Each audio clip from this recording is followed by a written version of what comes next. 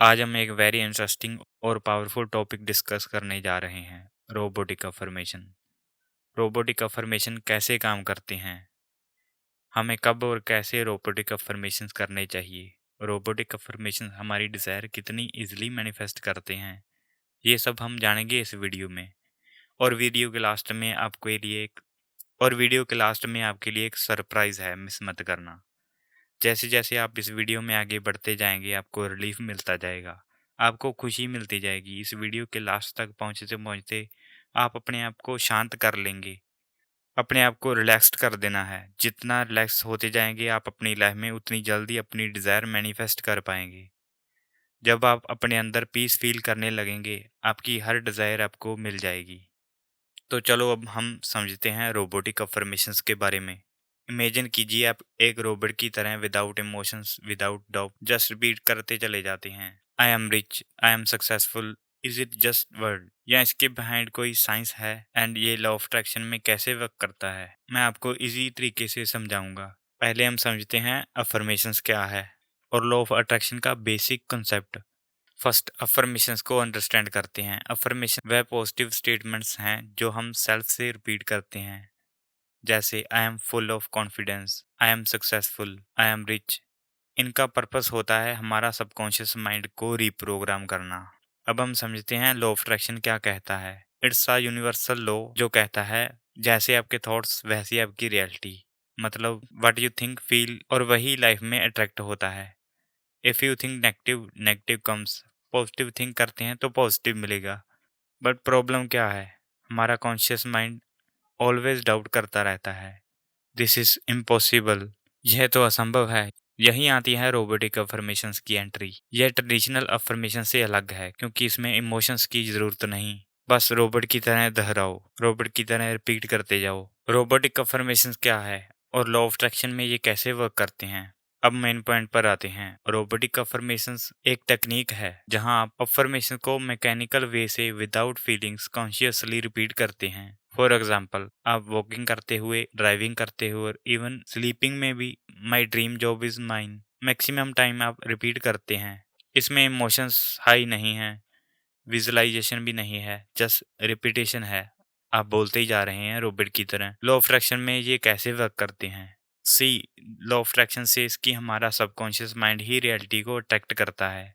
But जब हम emotional affirmations करते हैं तो कॉन्शियस माइंड इंटरफेयर्स करता है और कॉन्शियस माइंड कहता है कि यह झूठ है। इससे डाउट क्रिएट होता है और मैनिफेस्टेशन स्टॉप हो जाती है। रोबोटिक वे से आपका कॉन्शियस माइंड थक जाता है, अक जाता है, बोर हो जाता है और चुप हो जाता है। इससे अफर्मेशन सीधा सबकॉन्शियस माइंड तक पहुंच जाते हैं। ये जैसे एक बैकडोर है बिना गेट कीपर के। नेविल गोडार्ड जैसे मास्टर्स ने इसे प्रमोट किया है, जहां इंटेंशंस क्लियर हो लेकिन अफर्मेशंस मैकेनिकल, और यहाँ रिजल्ट मिलता है। आपकी डिजायर सबकॉन्शियस माइंड में इम्प्रेस हो जाती है और यूनिवर्स उसे मैच करने लगता है। स्टडीज दिखाती हैं कि ऐसी रिपीटेशन से सबकॉन्शियस माइंड रीप्रोग्राम होता है और मैनिफेस्टेशन तेज होता है। इमेजिन कीजिए आपका माइंड एक कंप्यूटर है। ट्रेडिशनल अफर्मेशन जैसे सॉफ्टवेयर इंस्टॉल करने की कोशिश है, लेकिन एंटीवायरस डाउट ब्लॉक कर देता है। और रोबोटिक अफर्मेशन वह बैकग्राउंड में रन होता है और धीरे धीरे सिस्टम चेंज हो जाता है और वह वर्क करता है, भले ही आप शुरू में बिलीव ना करें। रोबोटिक अफर्मेशंस के पीछे साइंस क्या है। अब सबसे मजेदार पार्ट, साइंस समझते हैं। लॉ ऑफ अट्रैक्शन को कुछ लोग स्यूडो साइंस कहते हैं, लेकिन रोबोटिक अफर्मेशंस के पीछे न्यूरो साइंस और साइकोलॉजी के सॉलिड प्रिंसिपल्स हैं। यह एक ब्रेन वॉश का गेम है। जब आप रोबोटिकली अफर्म करते हैं, आपका brain beta wave active stressful state से alpha wave relax creative state में शिफ्ट हो जाता है। अल्फा स्टेट में सबकॉन्शियस माइंड ज़्यादा रिसेप्टिव होता है, लाइक हिप्नोसिस। जब आप हिप्नोसिस में होते हैं तो आपका सबकॉन्शियस माइंड ज़्यादा एक्टिवेट होता है, वो सीधा रिप्रोग्राम होता है।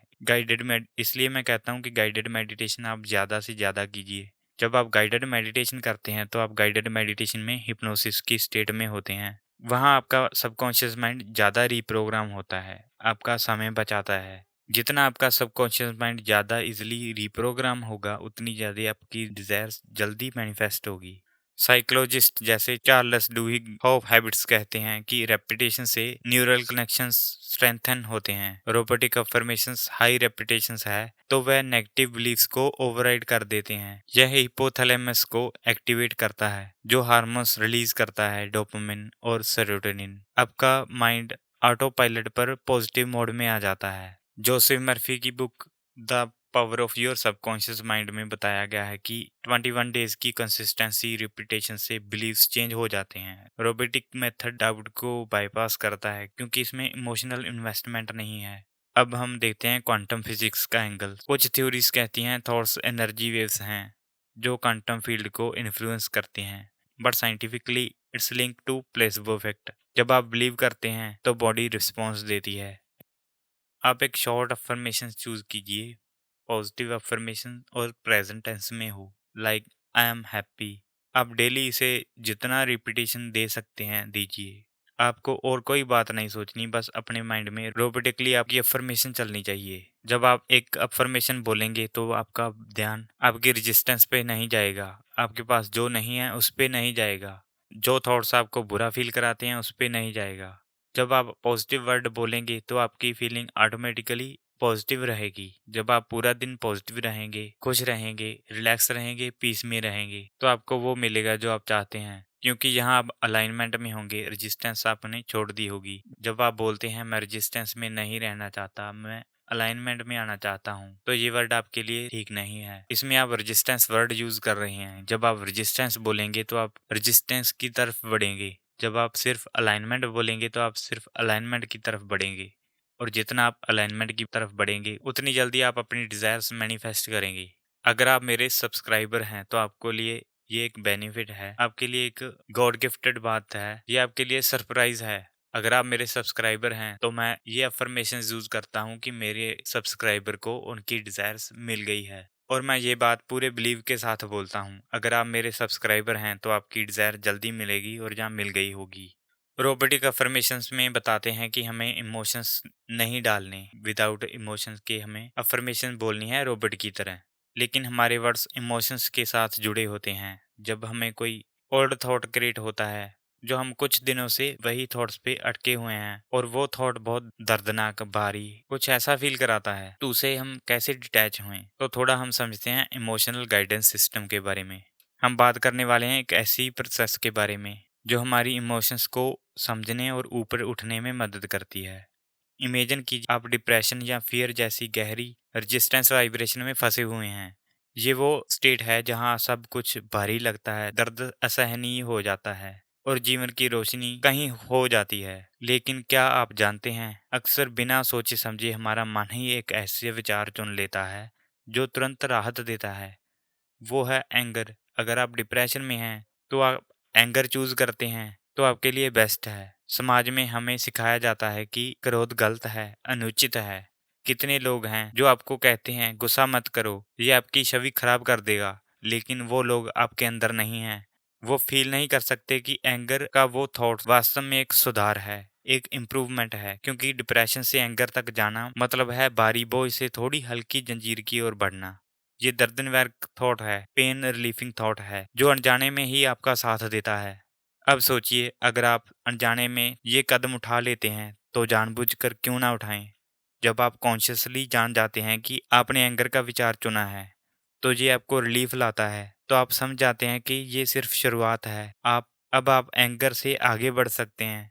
ये लेस रेजिस्टेंस भावना की ओर, जैसे फ्रस्ट्रेशन, वो भी बेहतर है, क्योंकि एंगर से आप लड़ रहे हैं, लेकिन फ्रस्ट्रेशन में आप सिर्फ थोड़े चिढ़े हुए हैं। ऊर्जा ऊपर उठने वाली लगती है। और फिर जब आप इमोशन गाइडेंस स्केल पर चढ़ जाते हैं, एक एक कदम ऊपर उठते हैं, फ्रस्ट्रेशन से ओवरवेलम, और फिर डाउट, ब्लेम, फिर डिसअपॉइंटमेंट, इम्पेशंस, और धीरे धीरे होप, ऑप्टिमिज्म, इंथुसिज्म तक अंत में आप पहुंच जाते हैं फुल अलाइनमेंट की अवस्था में, जहां आपका ट्रू सेल्फ चमकता है और यूनिवर्स आपकी हर इच्छा को पूरा करने के लिए तैयार खड़ा है। यह कोई जादू नहीं है, यह सिर्फ आपकी वाइब्रेशन को सुनने का तरीका है। अगली बार जब आप डिप्रेशन या फियर आपको घेर ले, तो खुद से पूछें क्या एंगर मुझे थोड़ी राहत दे सकता है, और हाँ, उसे एक्सेप्ट करें। फिर कॉन्शियसली ऊपर चढ़ें। याद रखें, कोई बाहरी सलाह आपको डिप्रेशन में वापस ना धकेल सके। अगर आप अपनी इंटरनल गाइडेंस पर भरोसा करेंगे, हम सब अलाइनमेंट की तरफ बढ़ रहे हैं साथ मिलकर। अगर मैं अलाइनमेंट की तरफ बढ़ रहा हूं तो आप मेरे साथ अलाइनमेंट की तरफ बढ़ रहे हैं। अगर आप अलाइनमेंट की तरफ बढ़ रहे हैं तो आपके साथ और लोग अलाइनमेंट की तरफ बढ़ रहे हैं। कोई भी प्रोसेस करें, हमें बढ़ना सिर्फ अलाइनमेंट की तरफ है। सभी प्रोसेस आपके लिए अच्छे हैं जो आपको इंजॉय कराते हैं, और अब्राहमिक्स इसे प्रोसेस कम और खेल ज़्यादा कहते हैं। आपको ये खेल खेलना होता है। जब आप इन प्रोसेस को प्रोसेस ना मानकर खेल समझते हैं और खेल समझकर खेलते हैं, तो आप रेजिस्टेंस से बहुत जल्दी अलाइनमेंट की तरफ ऊपर बढ़ते हैं। अगर आप पर कोई भारी बोझ है, आप ऊपर नहीं बढ़ रहे, आपको हेल्प चाहिए, तो आप मुझसे पर्सनली गाइडेंस ले सकते हैं। और आपको कोई प्रोसेस पसंद नहीं आ रहा और आप गाइडेड मेडिटेशन बनवाना चाहते हैं, तो आप अपनी स्पेसिफिक डिज़ायर के लिए मुझसे गाइडेड मेडिटेशन बनवा सकते हैं।